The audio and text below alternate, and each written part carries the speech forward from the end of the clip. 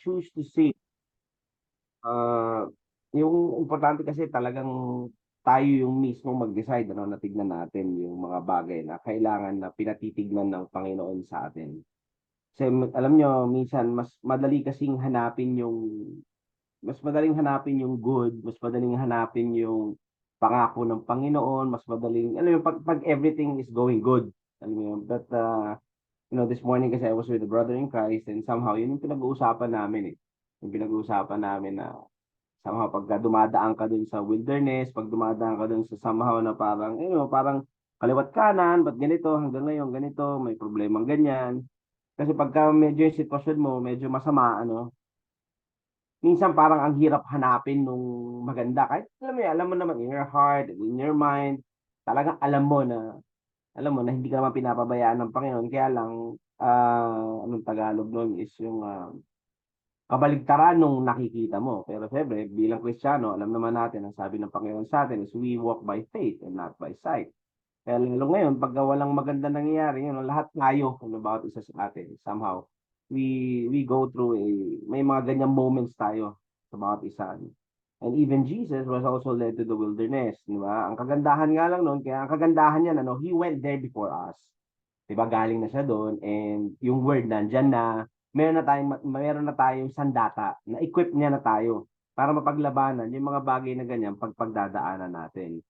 So, ginawa rin kay Jesus gano'n din, 'di ba? Satan challenged him and ano bang sinabi ng Panginoon nung chinallenge siya ni Satan, nung tinempt siya ni Satan, ang sagot lang naman niya, 'di ba? It is written. And same thing na pinanlalaban natin ngayon, na pinanghahawakan natin na hindi na question mark yung mga nasa isip natin na, "Will mo ba 'to Lord? Ganito ba 'to Lord?" Hindi na, eh, hindi na question mark, hindi na tanong na bilang lalo na't tayong lahat na naririto kasi meron na tayong exclamation point sa mga puso natin na sa tuwing salungat yung nakikita natin, meron tayong exclamation point at ibig sabihin na tinatayuan natin na hindi pupuwede yan pagkat ang pangako ng Diyos ganito. Amen. Pagkat ang pangako ng Diyos is for me to have a future and a hope, is for a breakthrough, is for a restoration, is for provision. Yun yung panghahawakan natin, yun ang panlaban natin. Kasi ganoon din ang ginawa ng Panginoon, nilalaban niya, tinayuan niya what is written.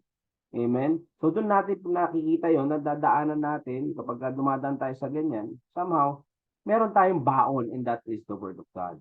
Alam niyo, almost lahat naman ng most of the people in the Bible may kanya-kanyang experience sa ganyan. Abraham, David, Joseph, Samson, everyone, Jacob, Elijah, di ba? Umabot din siya sa ganyan. He was being fed by the ravens, di ba? So, somehow, ang pinakita na sa akin ng Panginoon ngayon, and I pray that the Holy Spirit also speaks to you tonight, na kung meron ka mang ganyang storya ngayon, kung meron ka mang pinagdadaanan ngayon at meron mang makulit na kaaway, makulit na sitwasyon na paulit-ulit sa buhay mo, God is just reminding you na, anak, hindi kita iniiwan, nandito ako. Amen? Nandito ako. So, puntahan natin, we all know the story. Dito tayo mag-umpisa sa story ni Abraham tsaka ni Sarah. We all know their story. Na Abraham and Sarah was in the waiting, di ba? Yung waiting stage. Kasi talaga, yun yung somehow na pagka nando ka sa waiting stage, somehow the flesh really gets the best of us. Sometimes, na gusto natin madalian. Pwede matapos na, tapusin na. And minsan, kapag nandiyan na tayo, nakakagawa tayo ng mga bagay na hindi naman dapat natin gawin. Kasi nga, tagal eh, di ba? Gusto mong gumawa na. So somehow, we really need to pray about it. Talaga kausapin natin ng Panginoon. At lalo-lalo kung may pangako naman siya sa'yo, panghawakan natin yan. Amen? Kasi ganoon din nangyari kila Abraham at saka kay Sarah na thinking na baka yung gusto ipagawa ni God sa atin, eh, ito na pala, para sa kanila, na, baka ito na, eh, ba, ginawa nila, yung inunahan nila si God, eh, di ba? Pinangunahan nila. Kaya medyo nagka-problema. Nagkaanak na si Abraham kay Hagar. So, si Sarah, di ba, sabi niya, sinabi niya na gano'n, "Sige na, go and sleep with Hagar na kasi mukhang alanganin na ata ako." 'Di ba, gano'n sinabi ni Sarah, eh. Sige, baka sakali yan na, baka hindi sa akin yung pangako ng Panginoon sa'yo. And then yun na nga, 13 years after, God gave Abraham the promise through Sarah. 100 years old na si ano nun, no? 100 years old na si Abraham nun. And after 25 years, yun lang, dun lang nga natupad. Isipin mo yung waiting time na yun, ano? Kaya nga, in the waiting time na yun, nakapag-desisyon sila at nakagawa sila ng hindi nga dapat nila nagawa. Eh, so ito nga, dumating na yung time na yun na medyo na bad trip si Sarah sa sitwasyon kasi nga nung si Ishmael, ano?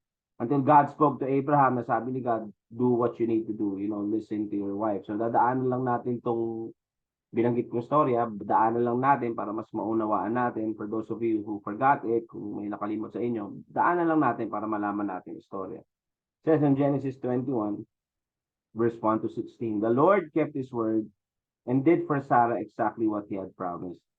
And she became pregnant and she gave birth to a son for Abraham in his old age. This happened at just the time God had said it would. Then verse 3, and Abraham named their son Isaac.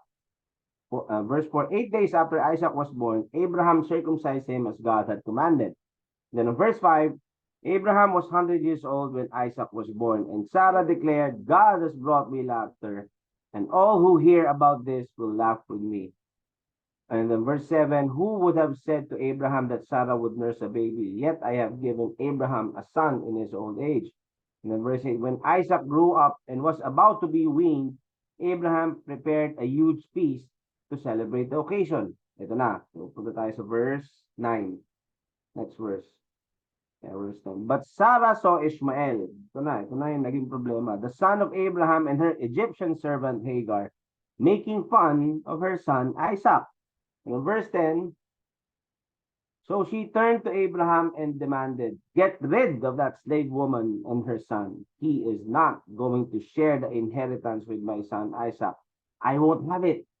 This is Sarah, di ba? Parang, inis siya, hindi na kapat yan. Ganyan. In verse 11, this upset Abraham very much because Ishmael was his son. You know, mahal niya din naman si Ishmael. Siyempre, na-attach din siya doon. Kahit pa, nauna nga pinanganak yun eh. Siyempre, anak niya rin yun eh, di ba? Saka, kaya lang, kailangan niyang piliin si Isaac. Siyempre, saka asawa niya. Eh. Yun yung promise ni God eh. So, if you look at it, kung titingnan natin to, si Ishmael yung picture ng, somehow, ano, I look at this as, si Ishmael yung picture ng leap of faith ni Sarah at ni Abraham kay God. Kasi nga, unahan nila, parang hindi na yata come through ito. Gawa na tayo sarili natin. Yun nakikita ko dito. In verse 12, go to verse 12. But God told Abraham, do not be upset over the boy and your servant. Do whatever Sarah tells you. For Isaac is the son through whom your descendants will be counted. So sinasabi ng Panginoon ito, huwag ka na mag-grieve dyan sa gagawin mo. This is what God is telling here. You know? Parang simple lang itong aral sa atin. Ang hirap ng sitwasyon niya eh. Di ba? Kung sakali sa atin, yung ganyan, ang hirap ng sitwasyon niya na kaya nga dito pala nakikita natin the stories of the Bible, yung mga nangyari sa Old Covenant, nangyari before, wag na natin gagawin.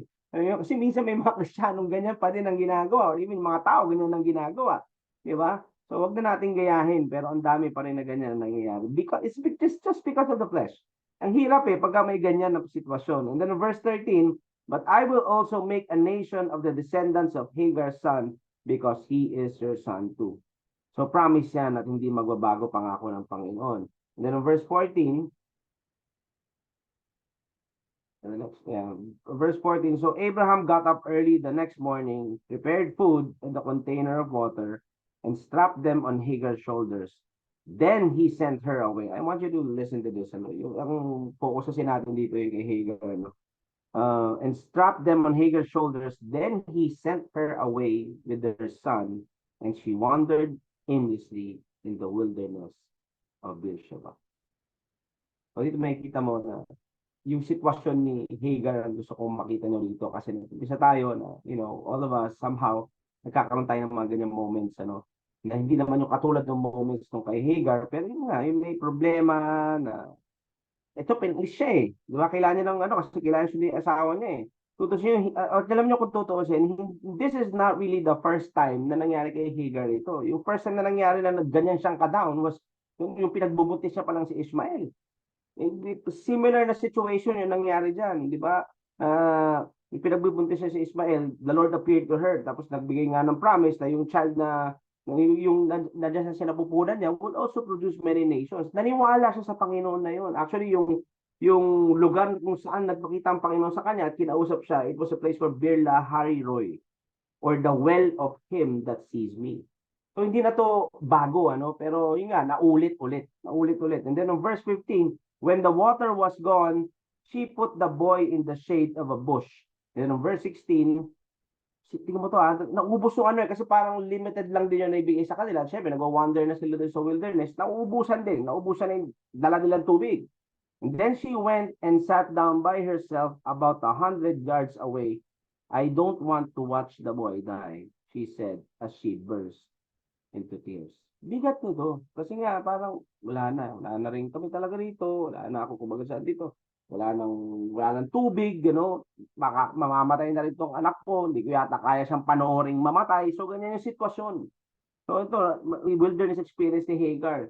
So, like Hagar, sabi ko nga, we all go through, may mga ganyan eh. Somehow, may mga pagsubok sa atin sa buhay na sama parang iniisip mo na parang wala na ata. Kasi parang ang pambayad ng upa, wala ang pambayad ng kuryente, may mga ganyan, di ba, na hindi dapat bilang Kristiyano. Somehow, meron lang akong gustong i-remind sa atin na kahit ano pa yung dinadaanan mo o dinadaanan natin, God is always ahead of us, making sure that you will go through it. Yun yung word niya eh. At you have to understand that Jesus is already in you. And His mind, binigay niya rin sa atin. The Holy Spirit, nandyan din para tulungan tayo. Wag kayong mawawalan ng pag-asa, di ba? Hindi tayo pwedeng maiwan sa ganyang sitwasyon. Dadaanan mo lang yan. Amen? Hindi tayo may stuck dyan. And ang buhay kasi, sometimes it gets the best of us. Plus, syempre si Satan, madalas bangulit yan, maliban pa sa mga wrong decisions na mga nagagawa natin. You know what? Ang Panginoon, nandiyan naman sa atin lagi eh. Nandiyan sa atin lagi, hindi na tayo pinababayaan. So, I don't know kung ano yan. I don't know kung ano yan. Na parang katulad dito kay Hagar, hindi ko alam kung marriage nyo yan, or sa finance nyo, relationships nyo, or I don't know what area. Kung meron man sa inyo ngayon na nakikinig ngayong gabing ito, na parang nandiyan sa sitwasyon na ganyan, na parang feeling mo kaliwat kanan, harap likod, parang hindi natatapos. Kung meron man matapos sandali, ayan na naman. Alam mo yung mga ganon? I don't know. Tumaling sa negosyo yan, na sinabi naman na somehow, sa puso mo at sa isip mo, I know that si God naman na nagpa-start sa inyo, but somehow parang ang tagal po-make up, sometimes you feel like you are going nowhere. So I really don't know what your experience is right now. But there's one thing that Paul tells us, or the Bible tells us, what to do. Ano sabi sa Romans 8 verse 25? It says here, but if we hope for what we do not see. You see, hope is something that God has already deposited on the inside of us when we receive the Holy Spirit. Nandiyan yan eh. And hope does not disappoint. And He says, hope for what we do not see. So kahit hindi mo pa ito nakikita ngayon, kailangan umasa ka dyan. At yung Bible hope, yung hope na sinasabi ng Panginoon sa atin na meron tayo is not just bato-bato sa langit at hindi lang yung sana. This is a confident expectation. Yung pinangahawakan mo, yung inaasahan mo, naniniwala ka that it will come to pass kasi sinabi ng Panginoon yan. So what He's saying is baka meron na para sa atin na hindi lang natin nakikita.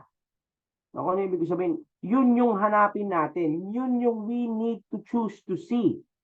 Alam mo, minsan kasi ang nangyayari, nakafocus ka dun sa hindi magandang sitwasyon, nakafocus ka dun sa circumstance, nakafocus ka dun sa bad news, nakafocus ka dun sa bad report, nakafocus ka dun sa hindi magandang nangyayari, that somehow, nalalagpasan mo ngayon yung dapat na tignan mo. Minsan nga, hanap ka ng hanap, nasa na ba, nasa na ba, nasa na ba, yung pala nandyan lang. Hindi lang natin nakikita. Yun yung tignan natin, yun yung hanapin natin. We need to choose to see. So I want us to find the good in a bad situation. Maybe there's something there na hindi lang natin nakikita. It's just that. Syempre nga naman, ang hirap sila naman kasi yung, di ba, kung kung ordinaryong tao lang, mahirap namang sabihin umasa ka dun sa hindi mo nakikita.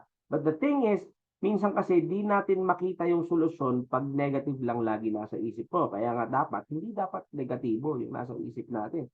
Kailangan palagi natin panghawakan, mukha mang imposible yan sa natural na mundo, we're not of this world. At may pangako ang Panginoon sa atin, kahit ganong ka-imposible yan, sa naturalmente na pag-iisip ng isang tao, meron tayong mas nakikita na hindi nakikita ng ordinaryong tao because we have the Holy Spirit in us.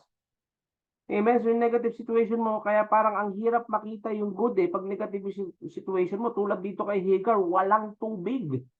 Nakikita nyo ba?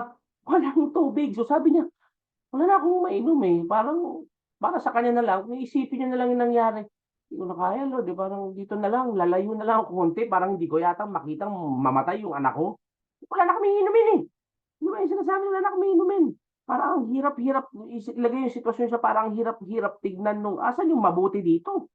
Di ba? Parang ganyan lang yan. Pag ilagay mo sa atin, parang pag nakikita mo, meron kang isang karamdaman na pa, asan yung mabuti? rito? Ba't parang hindi naman ako gumagaling? Nasaan yung mabuti rito? Bakit parang hanggang ngayon wala pa rin akong trabaho? Nasaan yung mabuti rito? Ba't ganun? Parang hanggang ngayon yung negosyo ko hindi mag-pick up. Nakuha niyo, ba't hanggang ngayon yung ministry ko nandito pa rin? Ba't hanggang ngayon parang ganito? Alam mo yun, yung ganun parang wala kang makita. Pero sabi dito, di ba, we eagerly wait for it, sa verse natin kanina, we eagerly wait for it with perseverance, patience. Itong tanda natin, always sinasabi ko nga, God does not want us to quit. And ayaw niya din na nandyan tayo na stuck lang sa isang lugar kung saan hindi tayo makaabante. At ayaw niya ding bumalik tayo, syempre, sa zero. Just as like the Israelites, di ba, before. Hindi naman niya gustong bumalik doon, na hindi naman niya hinayaan bumalik sa Egypt yung mga Israelites, di ba? God wants us to move forward. Bumalik tayo Genesis 21 sa verse 17. Says there, but God, listen to this, but God heard the boy crying, and the angel of God called to Hagar from heaven, Hagar, what's wrong? Alam niyo, tignan niyo to, itong tanong na ito nakita ko kagad dito. Alam niyo, pag somehow na mong problema ka, ito rin naman tinatanong ng Panginoon sa atin eh. Hindi nyo lang narinig, pero kapag namang problema ka, parang sinasabi ng Panginoon, siya, tinatanong ka ni Lord, anak, anong problema? Anak, what's the matter with you? Anong problema? Ito tandaan natin ang Panginoon. Nakikita naman niya eh. At nandyan siya. Sometimes nga, ang nangyayari sa atin, hindi natin siya, especially the Holy Spirit, He's the helper, He's the teacher, He's the comforter. Sometimes ayaw na nating magpatulong sa kanya, ayaw naman nating magpaturo sa kanya, ayaw naman nating magpa-comfort sa kanya, gusto natin sarili nating comfort as nahihirapan naman tayo. Minsan hindi makakilos ang Panginoon. Hayaan naman natin, i-allow naman natin siya. Gusto makita niyo rito. Ang Panginoon, God always speaks from a position of abundance. And He speaks to us like, alam mo ba sinasabi ng Panginoon, parang ito na alam mo bang in abundance ka din? What's the matter with you? Anong iniisip mo na wala kang makain or ganito? Nire-remind sa atin ng Panginoon, go back to my word, go back to my promises. Anong problema? Sometimes we forget to see who we are in Him when we are faced with a negative situation. Sinasabi dito ni God, the solution is already there. Andyan yung solusyon. Gusto mo bang makita? I will make you see. What's the matter? Ayos na to eh. Ayos na to. Do not be afraid. Sabi na dito, do not be afraid. God has heard the boy crying as he lies there. Go to him and comfort him, for I will make a great nation from his descendants. And then on verse 19, then God opened Hagar's eyes, and she saw a well full of water.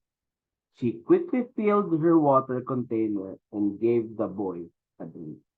Now, ito yung turning point.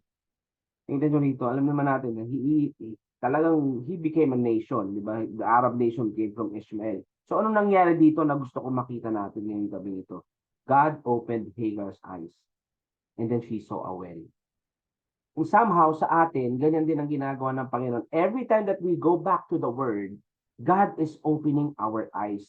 Ginigising niya tayo. Anak, i-renew mo yung mind mo dun sa gusto kong makita mo. And then, pagkatapos sa ating ma-renew yan, at pagkatapos niyang i-remind sa atin yan, tayo ngayon ang mag-choose to see. Kailangan tayo na pumili na, oo nga, ito nga, sinabi mo nga. Nakuha nyo? God did not just open her eyes. Di ba? Parang nagpaalala ang Panginoon sa kanya. Kasi yun na, nakita niya. Amen? Nakita niya. Hanggang nakita niya yung well. Ang gusto ko natin makita rito, yung answered prayer ni Hagar. Actually, hindi naman, kasi yung well, nandun naman na. Hindi naman, okay, magically, bigla nagkaroon ng well. Hindi naman eh. Nandun na yun eh. Di ba? Kailangan lang na makita niya at piliin niya na makita yung provision na na-provide na ng Panginoon na doon na nauna pa sa kanya. Nakuha niyo ako? Hindi lang niya kasi nakikita. Bakit? Kasi nakatingin siya doon sa anak niya, nakatingin siya doon sa container niya na wala ng tubig, nakatingin siya doon sa buhay niya, na pinaalis siya, na parang nireject siya. Doon siya nakatingin eh. Kaya parang naubusan na siya ng napagod na siya. Yung pala, nandun naman yung pangangailangan niya. It was already there. Pag nakatingin tayo sa negative, di natin makikita kailanman what God has already provided. May well na dun. God is always ahead of us. Sabi ko nga, when we hope on the things we don't see, then the things we don't see begins to be revealed. Bakit? Kasi umaasa tayo. We are leaning and relying on God. Alam niyo ba yung word na Beersheba? Yung Sheba means 7, obviously. Tapos yung beer means well. So ano ibig sabihin nun? Hindi lang basta isang well yung nakita niya. Nakita niya 7 wells. Hindi lang siya nag-provide para sa kanya lang. Nag-provide siya dahil dadami sila. Nag-provide siya ng mas marami pa. Na hindi lang para sa kanila pero sa mas magiging descendants pa nila. Nakuha niyo ako? God provided far more than she would ever need. At lahat ng well na yun andun na ever since before she even got there. Alam mo lang, number 7 means also number of completion. So what God is trying to say here, nauuna siya palagi at pati sa atin. Kahit gaano katindi sitwasyon mo ngayon na akala mo o baka iniisip mo, wala na, nauna na si God dyan. So we have to find the good in that situation. Yung well, kapatid, nandyan na sa harap mo. Baka hindi mo lang nakikita. Yung well na yan, o baka kung tao yan, or kung lugar yan, baka nandyan na yan, pinakita na ng Panginoon sa'yo. Nakatingin ka lang doon sa sitwasyon mo or sa circumstance mo, kaya hindi mo nakikita. Baka mamaya, yung well of finance mo, yung well of healing mo, yung well of promotion mo, yung well of success mo, yung well of prosperity mo, it's already there. Nung ginawa ni God, God opened her eyes. So right now, I pray in the name of Jesus Christ, I believe that the Holy Spirit is already opening your eyes right now for you to be able to see the provision that God provided for you. Amen.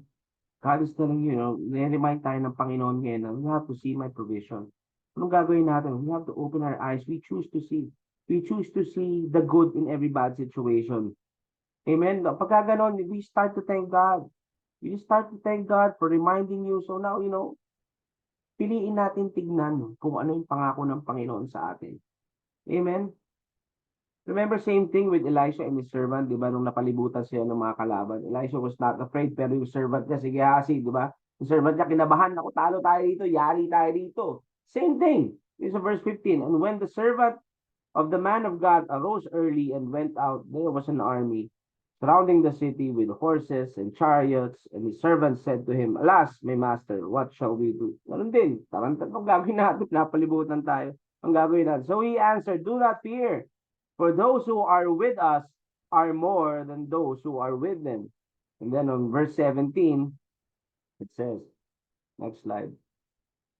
And Elisha prayed and said, Lord, I pray, open his eyes that he may see.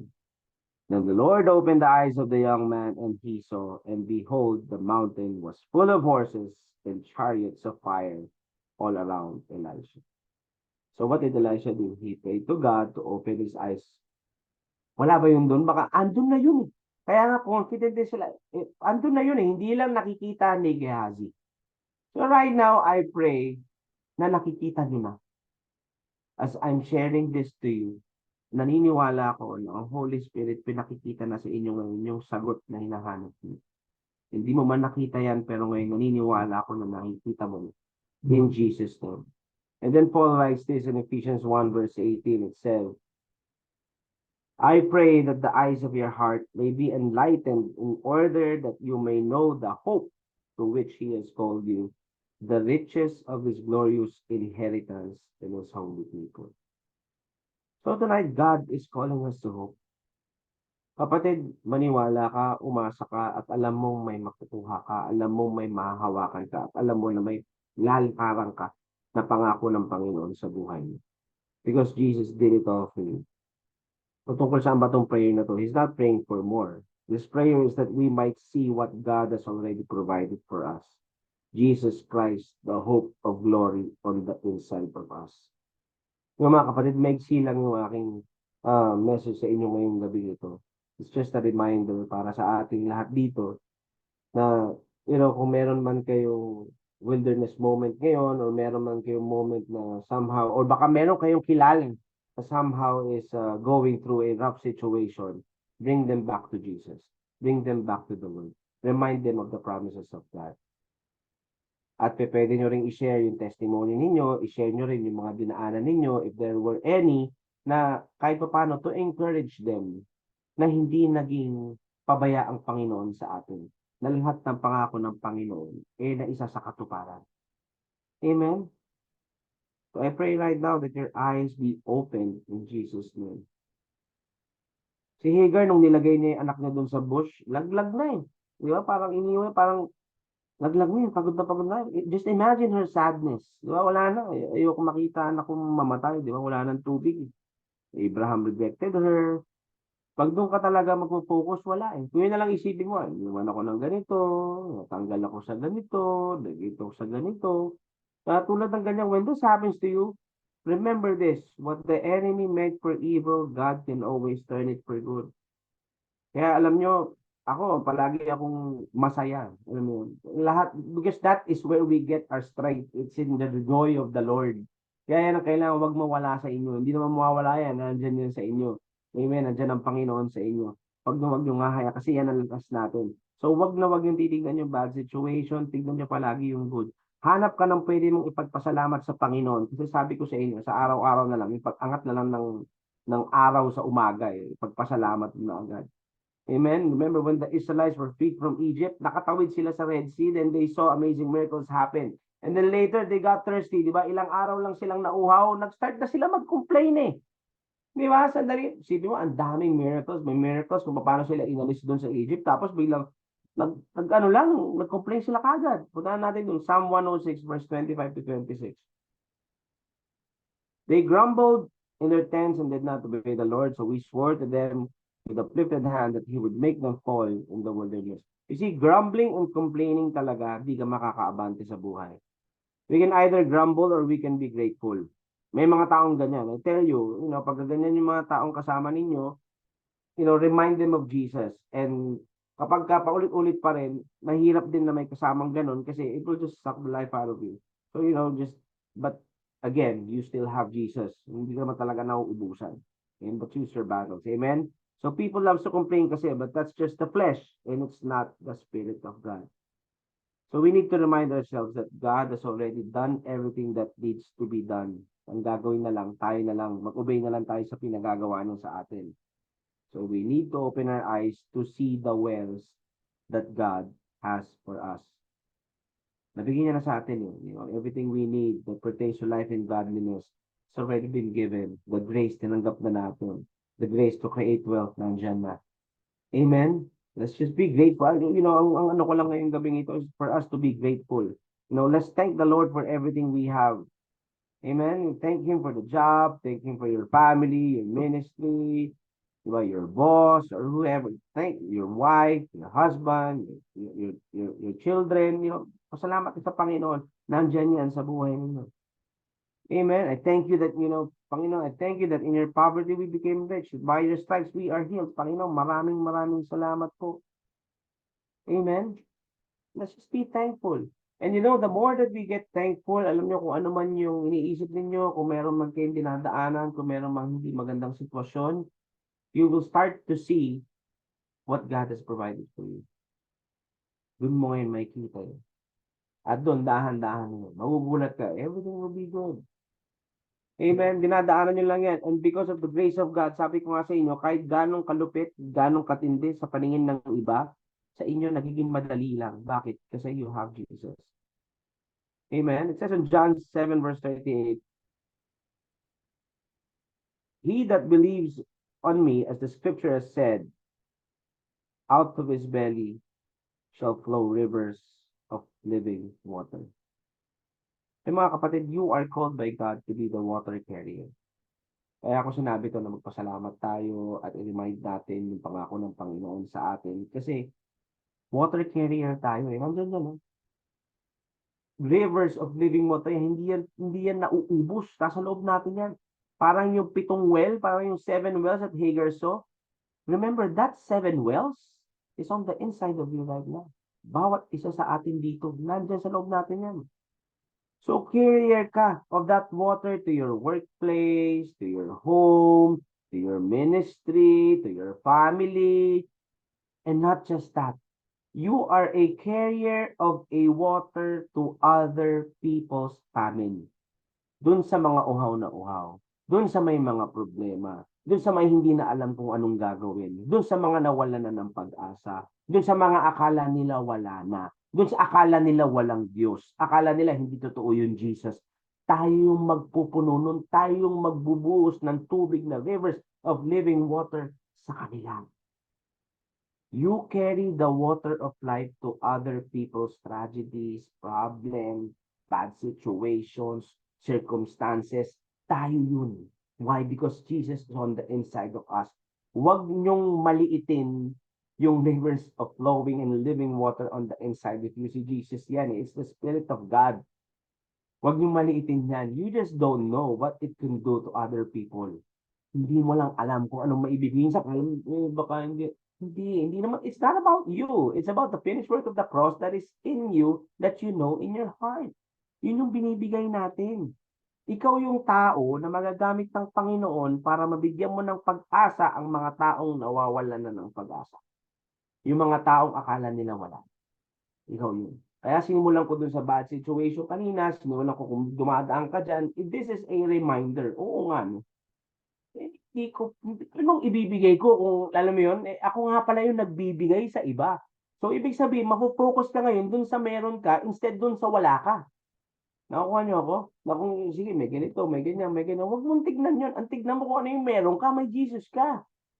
Amen? At magugulat ka na lang in the course of you giving this water, in the course of you na pagtulong, itong habang nandiyan ka sa sitwasyon na yan, binibigay mo si Jesus sa kanila, magugulat ka yung hinahanap mo pala, akala mo wala ka, nandyan na. Amen? At baka magugulat ka, yung taong natulungan mo, o yung taong nabigyan mo ng Jesus, o yung taong na-encourage mo, siya pa pala yung magiging sagot dun sa tinatanong mo. Siya pa pala yung magiging sagot dun sa breakthrough mo. You never know. Amen? Hindi mo malalaman yan kung hindi mo gagawin. So you are the well, kapatid. So you need to choose to see. And here's my last verse for tonight. It says on Hebrews 10 verse 23. Let us hold unswervingly to the hope we profess, for he who promised is faithful.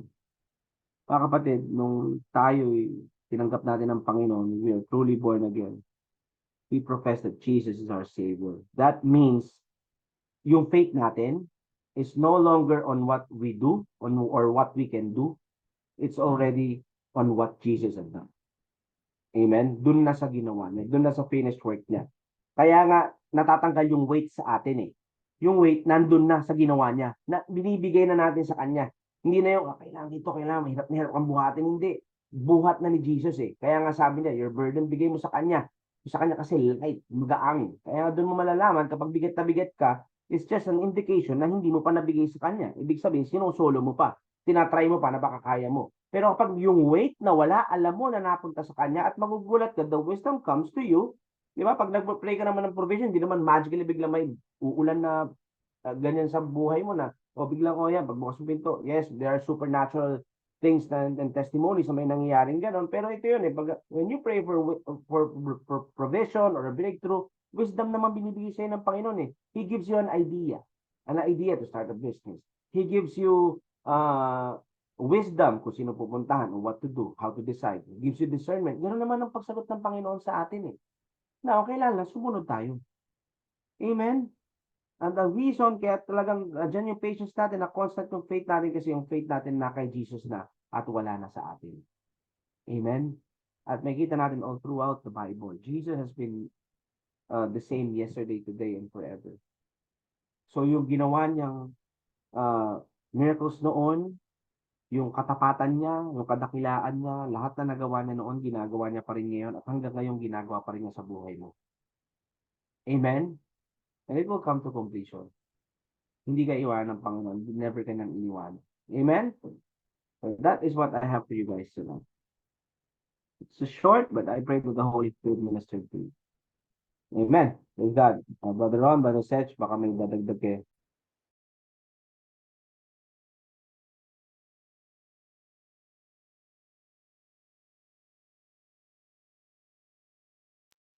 All good, bro. Praise God. great word of encouragement. If you have questions, we can, feel free to type them in the box. Well, I was just looking at the word in the King James, bro. Yung Hebrews 10:23, it says, "Let us hold fast." And in the Greek, it means to take possession or to retain or withhold or to seize. Like it reminded me of to seize the word, right? There's a phrase that says, "Seize the day." So I think rather than for us believers, rather than seizing the day, we seize the word of God and the profession of our faith. So what is it that we are professing? And I'm reminded, Pastor Match, of the words that we speak, that there is power, there is death and life in the power of our tongue. Right? That's what Proverbs 18:21 says. So what are we professing? Diba? Can you start to look at yourself in the mirror and ano ba lumalabas sa bibig natin? Puro complain ba? Puro negative? Puro, napag-usap kami ni Sis Debbie earlier when we were just waiting for everybody to come in. Yung mga marites daw, di ba?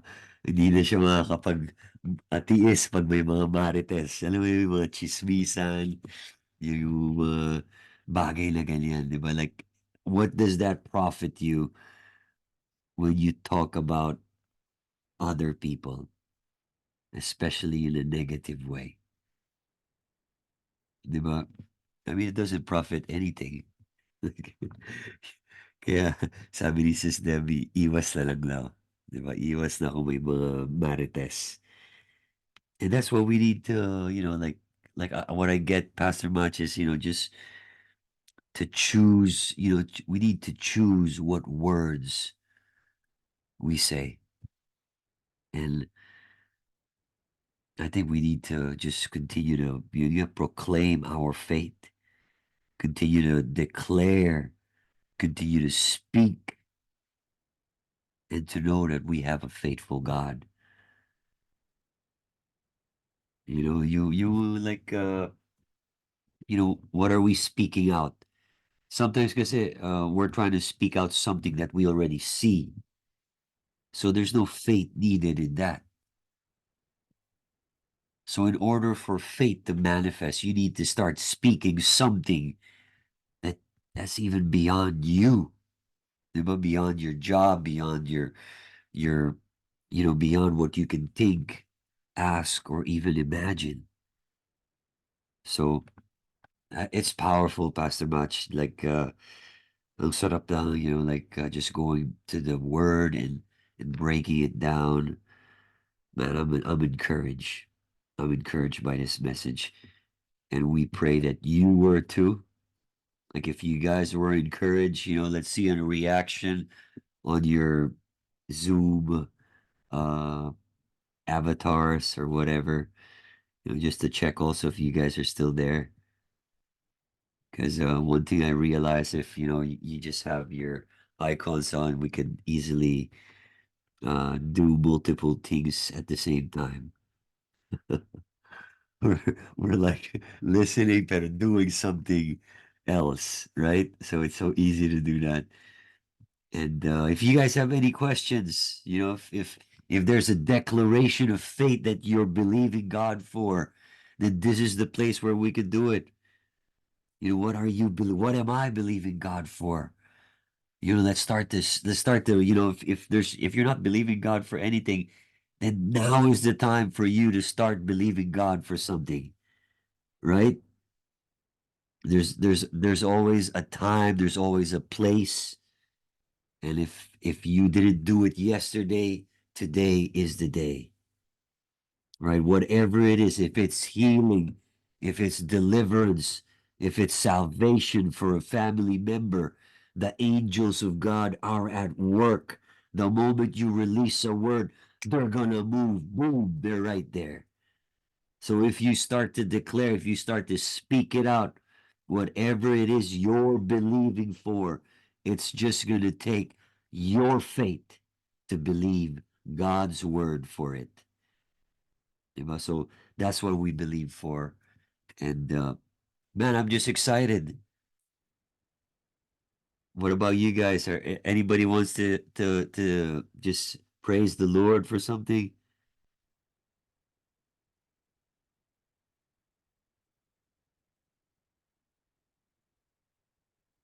Anybody wants to thank the Lord for something? Meron ba? Meron bang gusto declare right now, whoever's here, if you got a declaration right now that you're willing to just share with everybody, we're gonna stand with you by faith. I saw sa chat, Viber chat in Metanoia, where what was it again? Like Sis Merly had something like we agreed in faith for that. I think it was let me just go there really quick.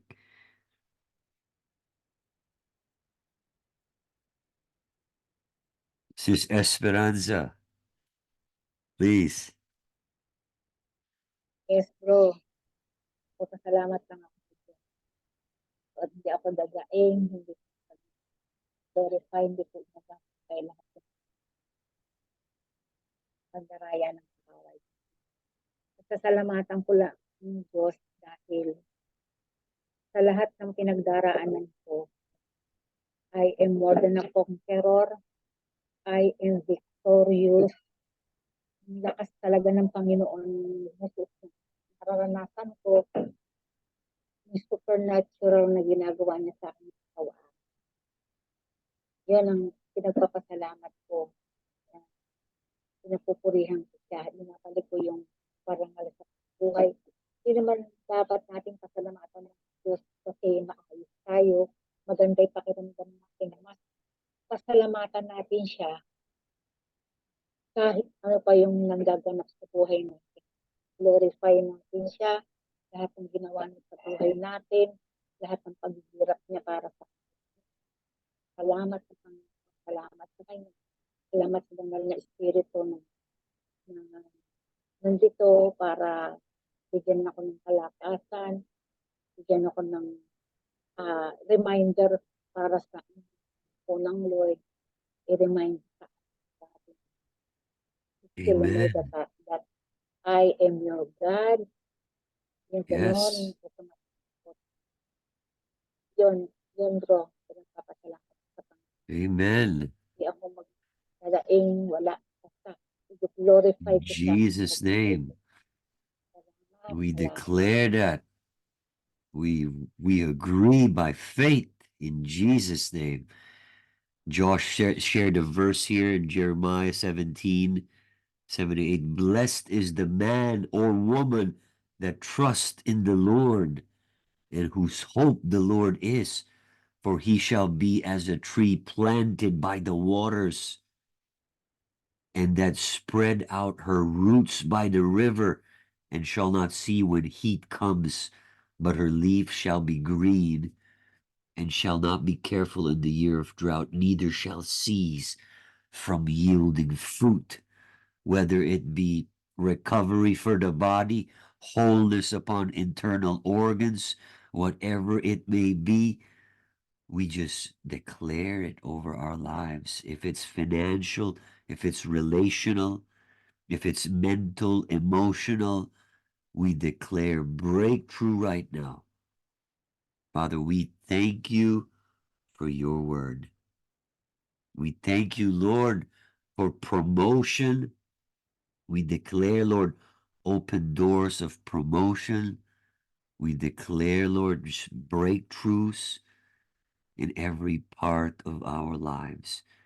And we thank you that you are faithful. In Jesus' name. Amen and amen. Hallelujah. And this is the prayer of Merly, earlier. She's COVID-19 positive and negative swab test for testing. Oh, so she's not COVID-19. So we reject COVID-19 on their baby and upon herself. And we just send forth your word to heal her, to protect them and the baby, and to cover them, Lord, with your most precious blood. In Jesus' name. Amen. Amen. So if you guys have any questions, any answers, we got our own group chats. And I'm not sure if Brother Ron has an announcement, but we always got Saturday night in the Metanoia Center. I saw there was like some repairs being done on the center. Was it like a renovation or was it No, improvements? it was for the building, bro. Pero okay Oh. naman. Steady lang. You guys still got the overflowing coffee there, no? Always may coffee. Basta nandun si Tenten, siya yung coffee Yeah. Do you have coffee, bro? Yeah, quite Yeah. often. Yeah, right. Yeah, so whoever's free, please join us on Saturday for worship. Yeah. And Father, right now, Lord, we just thank you, Lord, for Brother Ron and for Pastor Macho for raising up, Lord, this ministry. We thank you for everybody here, Lord, who sowed a seed to the ministry. We thank you, Lord, for those who have partnered with the ministry. We thank you, Father, that this seed, Lord, that you've given will just bountifully increase in each of our lives, Lord. We thank you, Father, that your word is true, and we consider every man a liar above your word, Lord. Father, we thank you that the word is being preached into our hearts and we're receiving it with all the fullness that you have for us. We pray for wisdom and understanding. We pray for fruit and the gifts. We pray, Father, that we may walk in all that you have for us. We declare, Lord, right now, protection over our families, over our businesses, our work, our lives, our relationships, our marriages, our friends, Lord, the people around us. Father, we thank you, Lord, that you have given us the power and authority to speak forth your word. And right now, guys, whatever it is you're believing for, just start to declare it. Just start to speak it out. Just start to just say it. Sabihin nyo lang. Just start to say it. Say it out loud. I can't hear you. But what matters is you need to hear yourself. Say it. If you say, I am healed, I am whole, I am prospered, I am favored, I am loved, I am accepted, I'm forgiven. We start to declare it, we start to speak it, and Father, we just say it and declare it by faith. In Jesus' name. Amen and amen. Amen. Amen and amen. All right. Pastor Mach, thanks for the message tonight. It was good. Praise God, praise God. All right, see you guys on Saturday. All right. Good night, everyone. Night, everyone. God bless. God bless.